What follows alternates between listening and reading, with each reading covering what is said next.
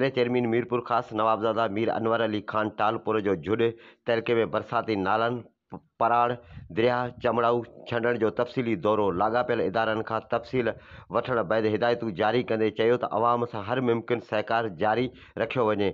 जंहिं बैदि नवाबज़ादा मीर अनवर खान टालपुर ॻोठ जियो रेबारी में ज़िले काउंसिल मेंबर सेठ कृष्ण रेबारी हाउस ते संदन मान में रखियल आजाणे में शिरकत कई। मीर तारिक खान अला रखियो दल सरदार ग़ुलाम रसूल खोसो पीपल्स पार्टी माइनॉरिटी जो तहलके सदर सेठ फोटो रेबारी SSO झुडो विजय कुमार भी साणस गॾु मौजूद हुआ।